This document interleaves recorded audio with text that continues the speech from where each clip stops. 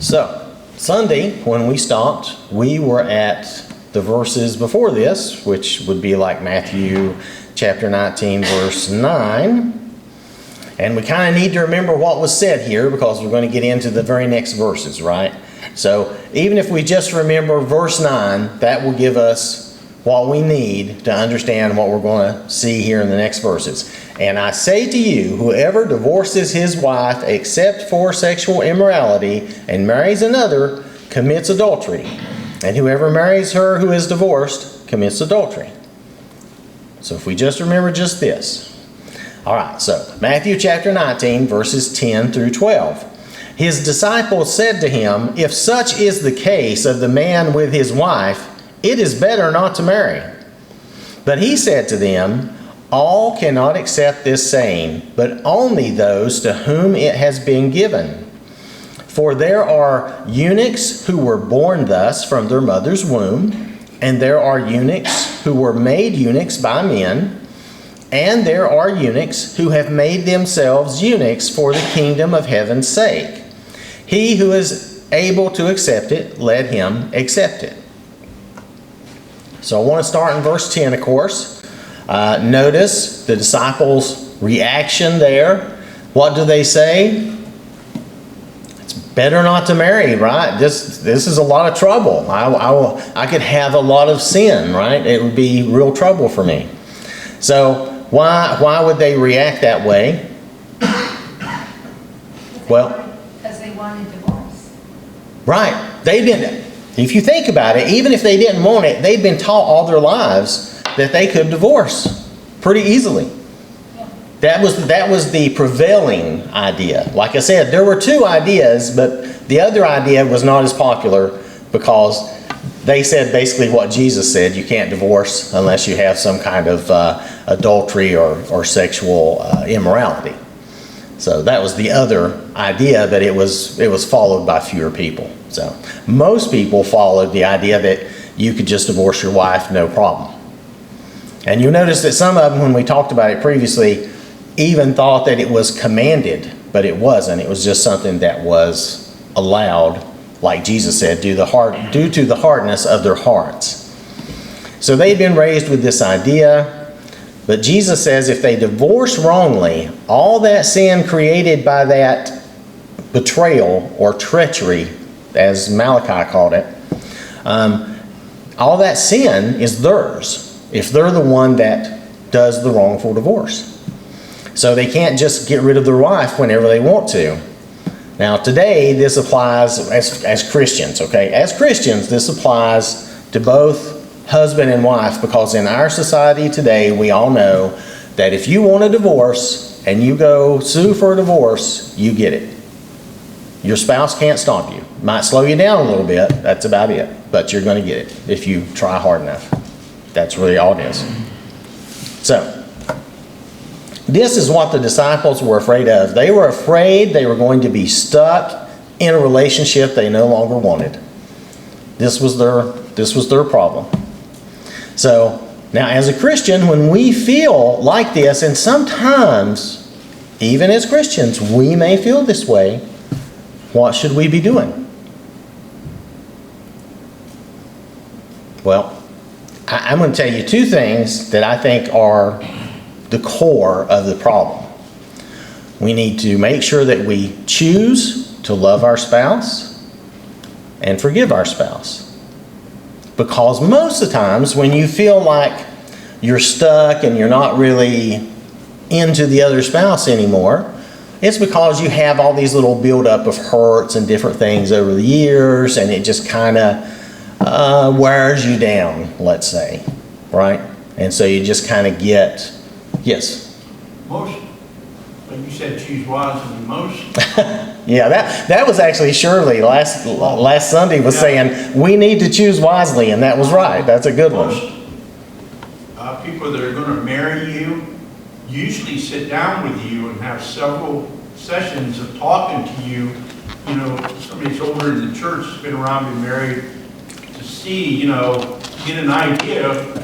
Do you know what you're doing? Are you sure about this? And they counsel you. Because the Bible says in everything we're to seek wise counsel. So I think if you're in the church, you should seek out older couples that have been married for a long time, to have a good marriage, Yep. and ask them, what's your, you know, how do you do that? How do you make that work? At least that would help, you know. Yep. Yeah, that would. And a lot of times elders are willing to do stuff like that, right? A lot of times older, or just older couples in general, are willing to help and do things like that and talk to young people about such things. So yeah, that's very good advice, especially because I'm going to relate this mainly to Christians. I'm not going to really talk about everybody else in the world, because we're all Christians and we need to understand the Christian marriage and message from the Bible.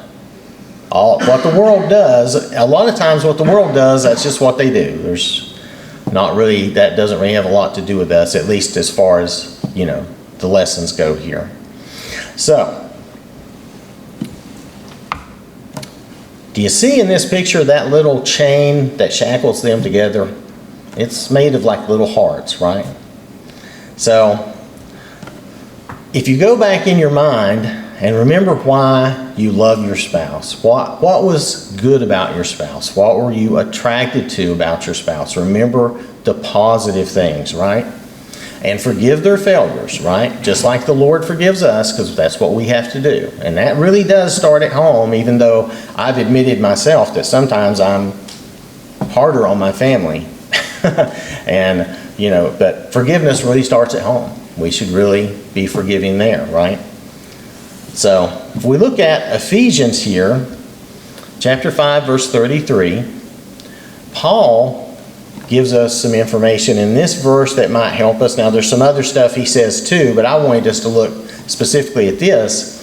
Nevertheless, let each one of you in particular so love his own wife as himself, and let the wife see that she respects her husband. Now, before this verse, Paul talks about wives submitting to their husbands and husbands showing love to their wives like Christ did to the church. Those are two very correct and noble things. I'm not taking away from those. Because if you think about it, today you see the problem nowadays with a lot of wives who do not want to be humble. They want to promote themselves and be detrimental to their husbands and things like that. They run their husband down to make themselves look good, that type of stuff. And that's not very good, right? That's really the wrong way to be and the wrong thing to do. And that goes for any relationship you're in, much less your marriage. That's not what you want to do. Yes, Shirley? A lot of times the mindsets of the younger generation, and it don't have to be the younger generation. It can be. I've known some. When you get married or whatever. Yep. They have this attitude, and I've heard it more than once. Well, if it don't work out, we'll just get a divorce and go our way. I'm thinking, Yep. oh my, Yep. Yeah, is that the right attitude to have? No. Go into a marriage? That's not even a commitment, is it? You have something? I just sorry. talked to I introduced myself to a neighbor a week or so ago. And they're young, probably in their 40s, I would guess. And I just thought all along, okay, this has got to be like a second marriage. I was seeing too many things that indicated that. So when I went in and introduced myself, they had moved into the neighborhood, and we got to talking, and she says, well, my husband has 3 boys, and I had two children and 2 grandchildren. So it was like a second marriage. It was even the 3rd marriage. I don't know, but it was. Right. And she says to me, how long were you married? And I told her, I said, we were married 63 years. Yep. Oh my, how did you do that? Okay. a lot of love, patience, giving. Yep. Yeah. Well, like we were talking about, I think it was Sunday Their too. attitude is entirely different than when back in the day when Don and I got married. Right. Different generations. Well, if God's not in the marriage, it's not even, I mean, like I was saying Sunday, I really don't even feel like it's really a marriage. And definitely you hear people's attitudes, they're not really committed. So is that really even a marriage if you're not really committed to it? Unfortunately, this has gotten into the church a little bit too. Depending on what you call the church, I admit, sometimes we're a little loosey-goosey about that. But nonetheless, But I guess my point is the younger people, or some people, this is their attitude. If Some it don't people, yeah. work out, we just get oh, there's people my age and older that are that way. No guilty feeling, nothing. You know? No, because they don't respect it. Like I said, they don't really follow God's word. They don't respect it. And this goes for some Christians too, because a lot of Christians discount, well, when you discount like Genesis and stuff, you're throwing away marriage and everything, because that's where it all gets started. So, and it's hard to follow what Jesus said if you don't even believe that part. So that becomes an issue. But Cookie, I know you had something. Yeah, I just have heard the younger people say, well, it's usually 10 years and out. Oh, is that the, Yeah. okay. Well, 10 years and out. I guess, well, that's the attitude they have. yeah, you don't, anybody that had that kind of attitude, I would just say, don't even marry. And anybody that was looking to marry them, I would say, flee for your life. If they have that attitude, you don't marry them. Yes. Because that's, you're just asking for trouble. And you know, I've often said, I watched this older couple.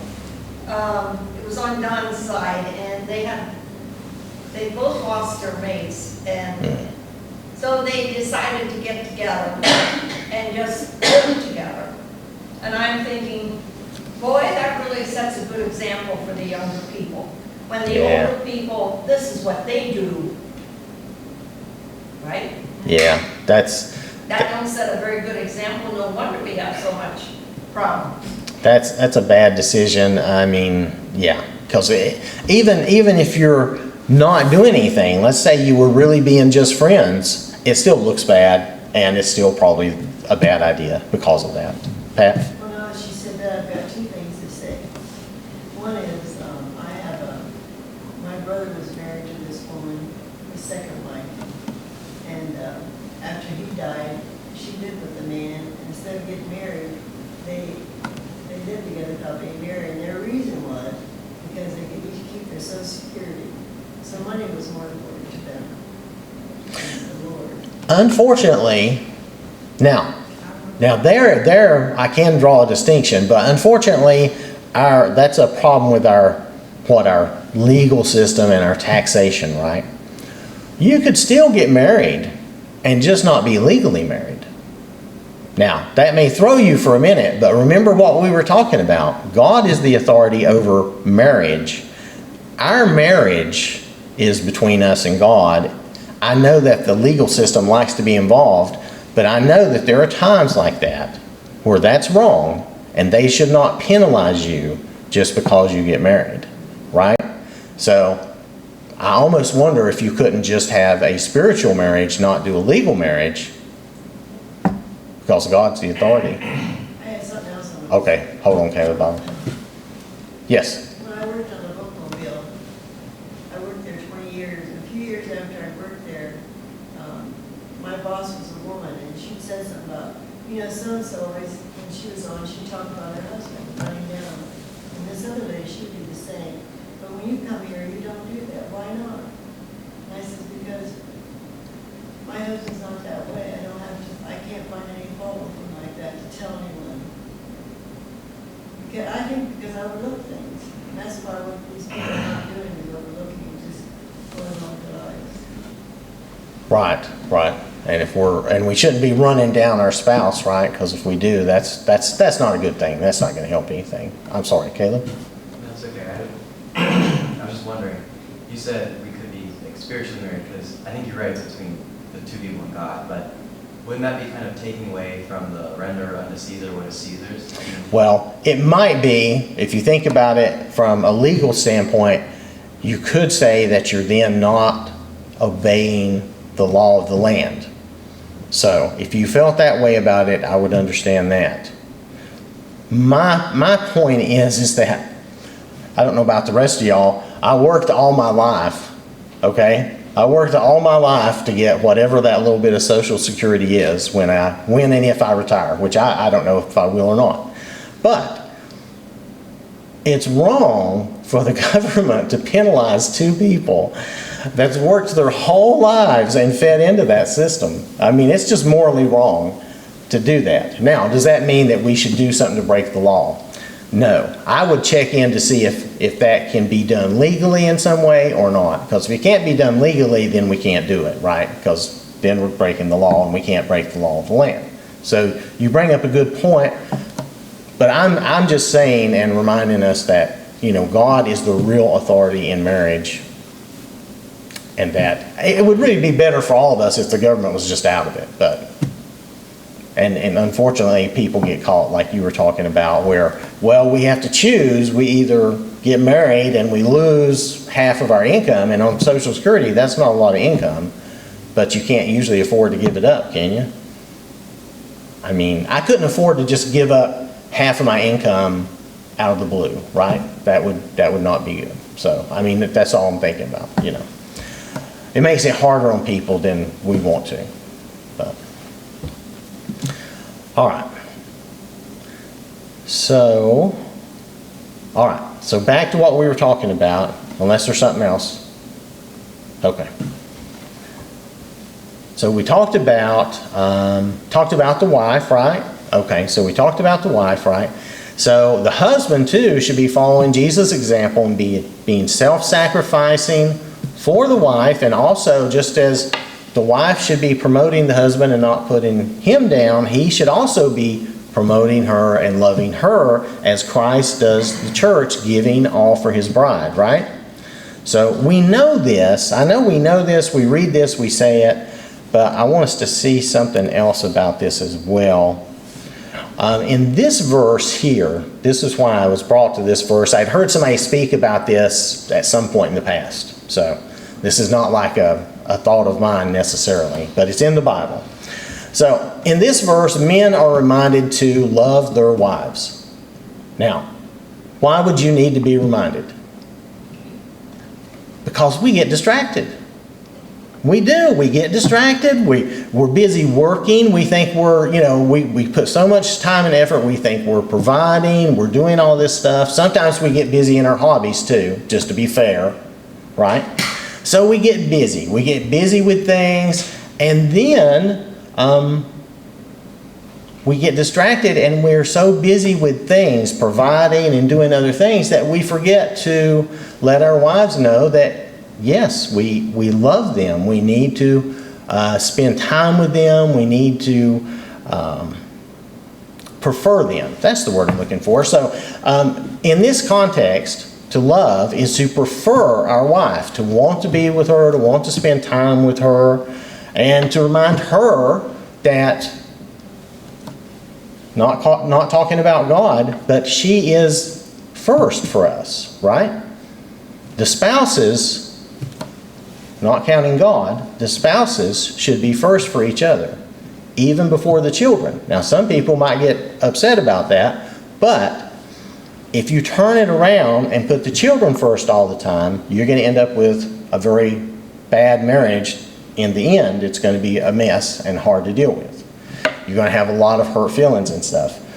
Because the two of you should really be a team working on everything plus the children. You both should make the children a priority after each other, right? So that's what people should be doing. We see that people do a lot of crazy things. Sometimes they only put themselves as the priority, and then you have a whole nother problem if you have somebody that's that way. But here, he's reminding us to make our wife a priority, not let her be the second thought or the last thought, which again, we get distracted and we miss it sometimes because we get busy doing stuff that we think we need to be doing. And sometimes we're going to miss it, and that's where love and forgiveness comes in. So, then, noticing that, why are women, on the other hand, told to respect their husbands? Well, my idea is this. Now, men do want to be loved, especially by their wives. I'm not going to say that we don't. We do. We really do. But I think we care about respect just a smidge more. And I think women, who should also be respected, don't get me wrong, I think they care about love just a little more. So I think there's that little difference between us. And if we look at the word respect, a feeling of deep admiration for someone or something elicited by their abilities, qualities, or achievements, this is the type of respect that every man wants to feel his wife has for him. Every man wants his wife to think of him, as someone really good. Because this is somebody that you really admire, you think well of, right? That's why I mentioned that earlier about not running each other down. Maybe you admire his work ethic. Maybe he's a hard worker. Maybe he's a smart thinker. Maybe he's good with finances. Some aren't, and maybe he's a good provider and a good leader, and maybe he understands I'm not the best at finances, so I let my wife do it. Well, that's good. That's a smart thing, right? If I'm not the best at something and my wife is, let her do it. So there's things like that. Or maybe he's just a good, godly man. Maybe he's just gentle and loving, or some combination of all these things and things I haven't mentioned, because there's a lot of things we could talk about. So a man basically wants his wife to be proud of him, to think highly of him. So now, to be fair, both spouses should love and respect each other like this. But I think the reason Paul says it in that verse the way he does is that we just have that slight difference in the two, the way we think and the way we do things. And men value respect a little bit more, and women value love a little bit more. Because if you love your wife, she will forgive you an awful lot. It's just a fact.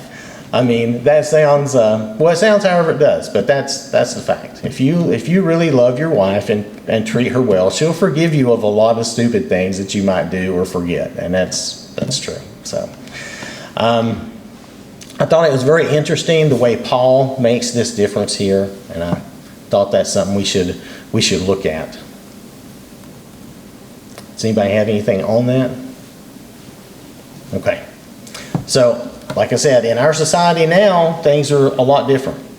Women are told they don't need no man, right? They don't need no man. They can do everything for themselves. In general, they're really told to look down on men. Now, the reverse is also true. In general, men are really not told to love and care for women like they should either.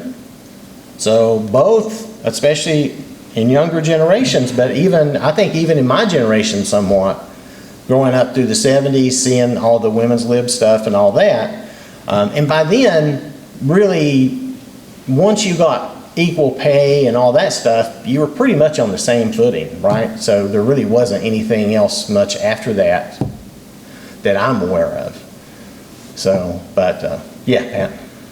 Well, somewhere in the Bible it says that men are supposed to love their wives like Christ loved the church. Yes, that was in Ephesians. I just didn't read that part, but I mentioned it. Yes, it is. I think it's in chapter 5 there. Yeah, he does say that, and we're supposed to love our wives, be sacrificing for our wives, working hard to provide for our family, which includes our wives, right? Matter of fact, if you don't have kids, which at some point you won't, whether it's in your old age or whatever, or your young age, your wife is your family. And so you should definitely be taking care of her at that point. So anyway, a lot of this stuff comes from that old fallacy of the battle of the sexes, which really, it's pretty meaningless. There's no battle of the sexes. We can't get along without each other. You wouldn't have any children. The human race would die out if the two don't get along, right? So it's kind of silly. But that's something we see in society now, though. They're so busy running each other down, it's really hurting marriages even more. And I thought they were bad. I thought they were bad enough 30, 40 years ago, but I think it's even worse now. So as a Christian, we want to remember to love and forgive and respect and prefer each other, that preferring each other, putting the other one, first as much as we can, understanding that, I got to go to work and work, that type of thing. So, and then focus on the good things of our spouse, appreciate them, and forgive them when they mess up. It's going to happen. And, try to work on those things and talk about those things, especially the bad things. So if we come back to our verses here, I did get on a little bit of a tangent, but that's what the disciples were trying to avoid. They were trying to avoid being stuck in a marriage they didn't want, and they've been taught all their lives that they could divorce if they wanted to, and Jesus is like, no, you can't. So that's why I went through all that, sorry. So remember the disciples' reaction here in verse 10, because we're going to go look at Mark's account, and it adds some information. If we look at Mark chapter 10, verses 10 through 12, in the house his disciples also asked him about the same matter. So he said to them, whoever divorces his wife and marries another commits adultery against her. And if a woman divorces her husband and marries another, she commits adultery. Now he doesn't say against him, but the idea is still the same. So how badly did this disturb the disciples? Not only did they ask him once, they waited till they got in private and they talked to him about it again. This was a concerning thing to them. You think maybe they might be trying to find a loophole? Maybe, maybe not. I'm not trying to put them down, but to their minds, I'm sure this was something new and different. So, now who is Jesus saying is in the wrong here? It's another thing we want to make sure we understand. Well, if you commit adultery, but the one who instigates the divorce wrongly, right? If you instigate a wrongful divorce, you're in the wrong. So that's his biggest thing here in verses 11 and 12. If the man does it, he's wrong. If the woman does it, she's wrong. And in Jewish society, women really weren't able to do that very well, but they were living more and more among the Romans and the Greeks where women could do that, just like we have today. Either party can divorce the other. So it's not the victim of the divorce, it's the instigator of the wrongful divorce. That's the one that he's saying that about. Okay, so, and notice what he says about marrying another. What do we think the biggest reason for divorce is a lot of times? To marry another. Oh, that's just the way it is. That's what I've seen a lot in my life, is that people divorce just so they can marry someone else. Anyway, it's pretty common. So that's a big motive for divorce, which is sad. All right, so before we dig into verses 11 and 12, we have to answer a question. What is a eunuch? If you don't want to talk about it, I don't blame you. I didn't really want to look it up or talk about it, but I guess we're going to have to. So, a eunuch is a castrated man placed in charge of a harem or employed as a chamberlain in a palace. Now, we truly think of that first one the most, right? We always think of the big guard dude who has been castrated. Now, today's idea of castration is not always exactly the same as history.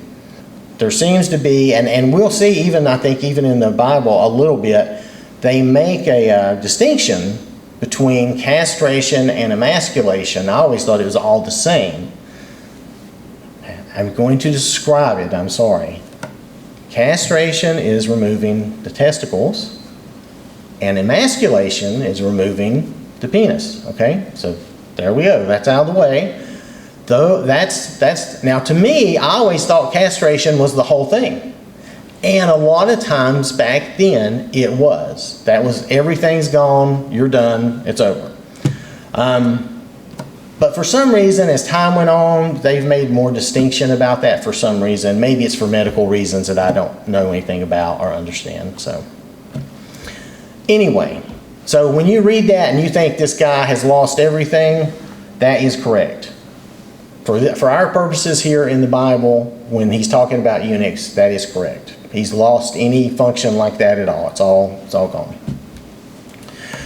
And these men, like it says, they usually guarded the harem or the wives and concubines, depending on, the royalty.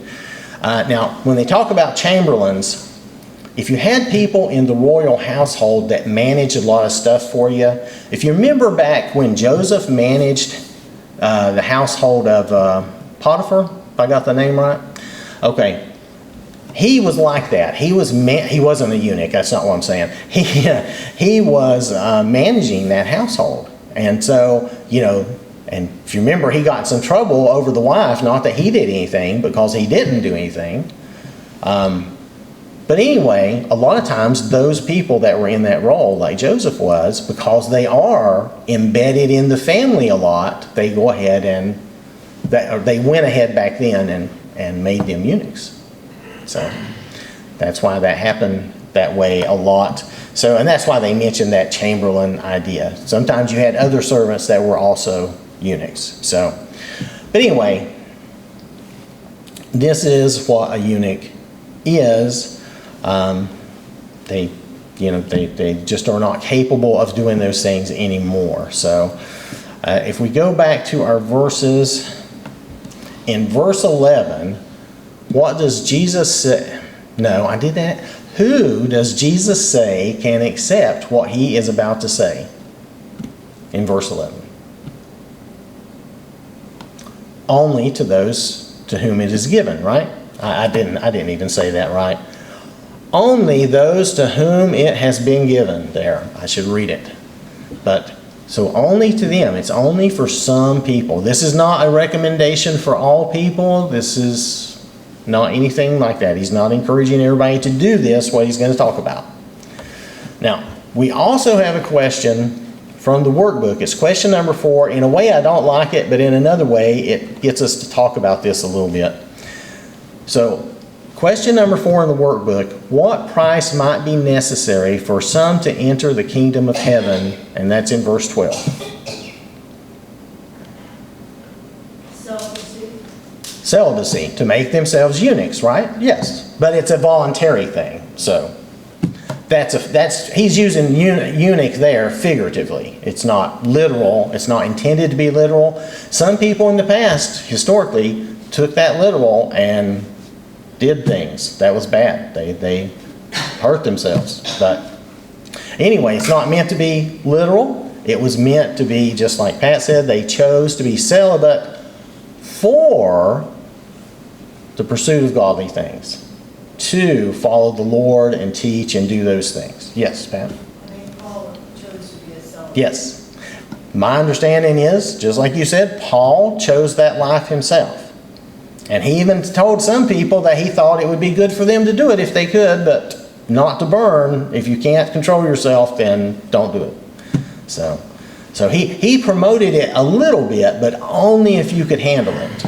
He didn't really, and he never said that you had to do it. Well, there might be an exception for like 2 Christians. If they decided to split, he would say, don't remarry. So that's kind of a celibate. But that's an exception. That's not what he was really referring to that I was thinking of. So, okay, and he mentioned, now, the Lord mentioned several types of eunuchs here. So, who would be eunuchs born that way? It would be people with birth defects, right? We do have that. It doesn't happen a lot. I know Kim told me in all her years of nursing, she only ever saw it maybe once. But it does happen where somebody's born and they're disfigured and they're just not able. Yes? What do we call morphidites? I think it depends on the condition, because yes, they do call some hermaphrodites because they seem to possess things of both. That's one condition. But there are other conditions like, someone's born without an arm. That does happen. Or they're born with very shriveled limbs. I've seen that. So these things do happen, and they can have, that kind of thing can happen to your body wherever because of the corruption that's in the world now. It's not, it's not anybody's fault. It's just that's the corruption that's in the world, this world we live in. So there's that. Who are the eunuchs made by men? Well, we kind of talked about them, right? People that have been castrated or emasculated or both. And are there modern day eunuchs? There are.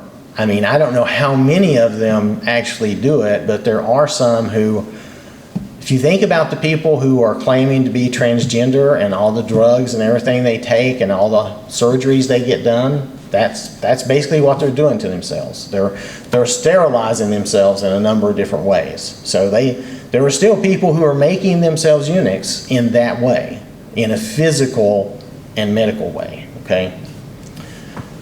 So, and then of course, who make themselves eunuchs for heaven's sake, because that's the real word that's said here. So they make themselves eunuchs for the kingdom of heaven's sake. Well, like Pat already said, it's people who decide to be celibate, committed themselves to God, kind of like Paul did. And we can think of monks and nuns in the past who've done that, and I guess there still are some. But there's one thing I want to mention before we stop, or I guess a question. Could Jewish priests marry? Yeah, they could, right? Matter of fact, the Israelites took very serious in Genesis where God said, be fruitful and multiply. That was a commandment. And that's how they took it. Yes, Pat? John the Baptist's parents were married, and his father was a priest. Yeah. Yeah, I'm agreeing. Yes, definitely priests were supposed to marry. That was a good thing. They were supposed to marry. So I don't know where the weird idea came along unless people are trying to emulate Paul, or there is another verse we can look at. That's right. But we're not going to look at it tonight. So wait. How much time we got? Hold on. Oh, we got a minute. I'll be fast on the thing. So let's see this here. In Isaiah chapter 56, verses 4 and 5, for thus says the Lord, to the eunuchs who keep my Sabbaths and choose what pleases me and hold fast my covenant, even to them I will give in my house and within my walls a place and a name better than that of sons and daughters. I will give them an everlasting name that shall not be cut off. Now here, God was really talking about promises to Gentiles, and he includes eunuchs, which if you know the old law, it's a big deal because, and this may be why some people thought it was good to try and be a eunuch, is what I was getting at. But if we look at Deuteronomy chapter 23, verse 1 real fast, this was the law. He who is emasculated by crushing or mutilation, that covers both things, shall not enter the assembly of the Lord. So if you were a eunuch, you were not allowed to enter the assembly of the Lord. But not so when Isaiah said this, to the eunuchs who keep my Sabbaths and choose what pleases me and hold fast my covenant, even to them I will give in my house and within my walls a place and a name, better than that of sons and daughters. That's because Israel, remember, they were just not obeying. They were being bad. Okay, Pat and then Shirley. It's my understanding that they took young boys before they became mature to make them eunuchs. So they didn't really have a choice if they were allowed to get married and have children. So maybe that's why they were given that blessing. Well, he was talking about Gentiles, and I don't know all the practices. You may very well be right. That may have been a common practice that if you were going to be a eunuch, they did it to you when you were young. I don't know. But that could very well be. But God was doing this. He was starting to bless the Gentiles even back then because Israel would not obey. they would not. Remember, they were always running off, following idols and all that. So he was telling them that he was going to replace them with the Gentiles even here. I'm sorry, Shirley? The verse that you quoted in Deuteronomy, Yes. why would they not be allowed to go into the house of the Lord? Well, because God said so. That is the only reason I can tell you. Now, I'm assuming that most of these people are Gentiles, but it is possible that through accident, it could happen to a Jewish person. But he had certain rules about people not being able to come in. What do y'all remember some of the other things? It was other things like if they had a club foot or if they were crippled in some way. I can't remember all of them. Or if they were. if they So, just- in other words, would they be cut off from the Lord? They were not cut off. Well, they were cut off from coming in the assembly. God did not cut them off like. He didn't cut them off like to say they're going to hell or anything like that. It's kind of confusing to me because, okay, say that was the case today, so those people would not be allowed to come into this assembly, but yet God would still be with them. That's my understanding. Now, that's not the case today at all. First of all, but back in the law, there were certain rules that they had to follow. And I other than just acknowledging them, I can't really speak to it a lot. I Yeah. think like if you had, if you were like a woman and had issues of blood, you weren't allowed to, or you just had a baby, you couldn't come in. And if you touched a dead person. Well, yeah, those were temporary situations where if you were what they called unclean, you couldn't. Now, the woman with the issue of blood, hers wasn't temporary. That's true. But for most of those things where you would become unclean for a period of time, like touching a dead body or something, that was a temporary situation. You would go through the ritual process and you'd be counted as clean. And you'd get out of that. Now, for the woman with the issue of blood, of course, she had to be healed, which Jesus took care of that. But I'm sure there were plenty of people who, look at lepers. Lepers were stuck in their state. I mean, unless Jesus healed them, they had no other option. So, does anybody have anything else? All right. Thank you for your time and attention. We're going to. Luckily, I just have a little invitation. And I will just try to be brief. Our dichotomy. This is Matt's fault. He was talking about this the other night with that song, and that gave me the idea, and I thought, this is a good point. So, dichotomy. What is dichotomy? A contrast between two things that seem opposed to each other. Things with contradictory qualities. Now, what Matt was talking about, he was talking about that song and how it seemed like, especially in the first verse, I think that was the main one, that they would rather stay here than go to be in heaven, right? And we do kind of live a life like that, right? Here on this earth, we want to stay here. We want to see like our grandchildren grow older, our children grow older. We want to stay around and help our loved ones and do stuff like that, right? We do. Just admit it, we do. On the other hand, I really want to go to heaven. I could die and go to be with Jesus right now, and I would be okay with that. You wouldn't need to cry a bit. That's just the way it is. But then again, I have family. I have people that if I'm here, I can help and I can do things for. And, I have my mom, I have y'all, I have people, I have things that I can still do. And I can still work and do things for the Lord that I have not done and not accomplished. So if we look at, this is the same problem that Paul talked about. Philippians chapter 1, verses 21 through 24. For to me to live is Christ, and to die is gain. But if I live on in the flesh, this will mean fruit from my labor. Yet what I shall choose I cannot tell, for I am hard pressed between the two. having a desire to depart and be with Christ, which is far better, nevertheless, to remain in the flesh is more needful for you. Now, as Christians, we kind of all live with this, I'm calling it dichotomy, that's the word for the day. We live with this idea that on the one hand, we do want to be with our loved ones, we do want to help them, but we do have loved ones in heaven too. We want to be with them, we want to be with Jesus, we want to be with God, right? So we have this pulling apart, kind of, this division.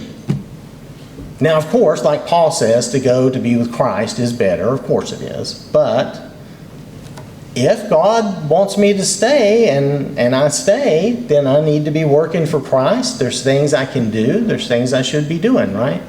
So if I stay, then I should be a benefit to others. And that's that should be our desire, right? To be a benefit to others, to do things for others. If God allows us to stay, then we should live for Christ. Like he says here, to live is Christ. Now, to die is gain because I'm out of here, I'm in heaven. So that's a boon to me. But if I live, I need to live like Christ. I should live like Christ. I want to live like Christ. And Paul did too. That's another thing he's saying, is that's his goal. That's what he wants to do. And if I live on in the flesh, this will mean fruit from my labor, right? I've got more work to do. If God lets me live, I've got more stuff to do for the Lord.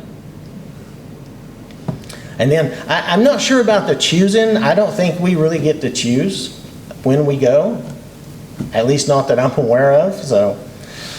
But I understand what he's saying. Like, I'm hard-pressed between the two, having a desire to depart and be with Christ, which is far better. Of course it is. Now there he's talking on a personal level, right? On a personal level, for every Christian, to depart and be with Christ is better. Because it just is. To be with the Lord is always better. But to remain in the flesh is more needful for you. Now he's talking to these people here that he can do things to help them, right? So that's how we should look at as long as we're here. As long as we're here working for Christ, we should be a benefit to others to help them with whatever it might be, whatever our circle is, be it our family, our congregation, whatever. So that was it. That's the whole thing, just this dichotomy, this desire to be here and to help our different families and different friends and people, and then also to want to be with Christ. We both have these things that kind of pull at us. Or we all have these things that kind of pull at us.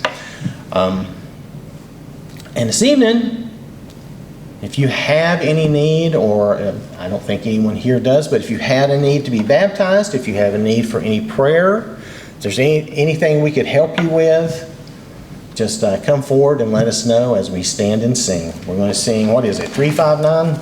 359.